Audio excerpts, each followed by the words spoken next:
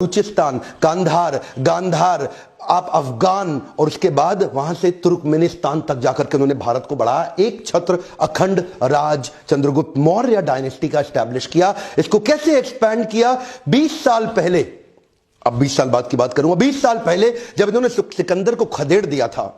सिकंदर की मृत्यु के बाद सेल्यूकस जो पहले प्रधानमंत्री था वो राजा हो चुका था। उसने ईरान, मिस्र और पूरे अरब जगत को रौंद डाला था। लड़ते हुए जीतते हुए 20 साल के बाद उसने सोचा अब मैं अफगान आकर के काबुल, कांधार को पूरी तरह कंट्रोल करता हूं, ताकतवर हो चुका हूं। 20 साल पहले हम लोग आए थे यहां पे, वापस लौट गए थे थक के, हार के, लेकिन अब तो भारत को ऐसे लूट लूंगा, खत्म कर दूंगा। धन की कमी थी उसके पास, सोचा क्यों ना भारत पे फिर अटैक किया जाए और भारत को रौंद दे, लेकिन जानता नहीं था अब वो भारत नहीं रहा। ये विभाजित टुकड़ों में, ये विभाजित टुकड़ों में बंटा हुआ भारत नहीं था। अब तो चंद्रगुप्त मौर्य नाम का शेर यहां रहता था जो एक छत्र अखंड भारत को लीड करता था। सेल्यूकस ने 3 लाख की पैदल सेना, हाथी घोड़े लेके भारत पे धावा बोल दिया, लेकिन चंद्रगुप्त के पास चाणक्य थे। चाणक्य की गाइडेंस में युद्ध शास्त्र में एक्सपर्ट हुए लोग जो इतने अलर्ट और ताकतवर थे, अब शराब के नशे में नहीं थे नंदास की तरह। अब उन्होंने ऐसा खदेड़ा इनको, ऐसा खदेड़ा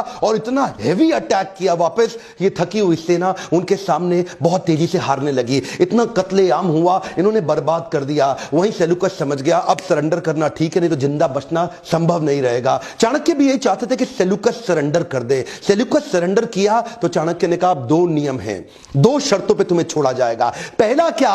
कांधार, गांधार, बलूचिस्तान, तुर्कमेनिस्तान तक जितना भी अफगान का राज तुमने किया है वो सब अब मौर्य डायनेस्टी में आ जाएगा। वो मान गया। और दूसरा, तुम्हारी पुत्री हेलेन का विवाह चंद्रगुप्त मौर्य के साथ होगा और तुम्हारी पुत्री से उत्पन्न संतान उत्तराधिकारी नहीं बन सकेगी। ध्यान दीजिएगा, इन्होंने क्या बोला? क्योंकि तुम विदेशी मूल के हो और विदेशी नागरिक होने के कारण तुम्हारी भारत के प्रति वो निष्ठा नहीं हो सकती, तो हेलेन का विवाह तो होगा लेकिन पुत्र उत्तराधिकारी नहीं बन सकेगा। और ये 2 शर्तें जब रखी तो चंद्रगुप्त मौर्य वापस आए और आचार्य से पूछे, आचार्य क्या कारण है कि मैं क्यों हेलेन से विवाह करूं?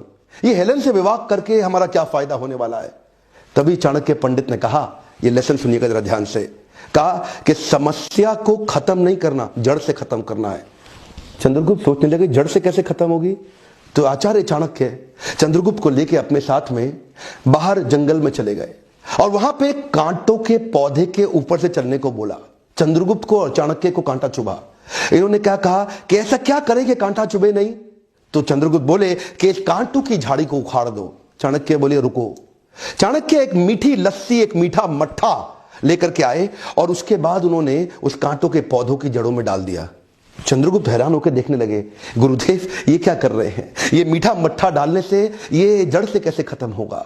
वहीं चाणक्य पंडित बोले, जैसे ही मीठी लस्सी आएगी इसके बाद चींटियों का अटैक पड़ जाएगा इनकी जड़ों पे और जड़ों तक जाकर के उस मट्ठे को चाटने और खाने के लिए चींटियां खत्म कर देंगी, इसकी जड़ों को उखाड़ के बर्बाद कर देंगी और ये मृत हो जाएगा। ठीक उसी प्रकार एक बार तुमने हेलेन के साथ विवाह कर लिया तो ये जो यवन है ना, ये दोबारा अपने ही घर परिवार में अटैक करने नहीं आएंगे। ये जो बार बार 20-20 साल बाद आते हैं सिकंदर की संतानें, ये दोबारा नहीं आएंगी। इसलिए तुम उसकी पुत्री से विवाह कर लो, समस्या जड़ से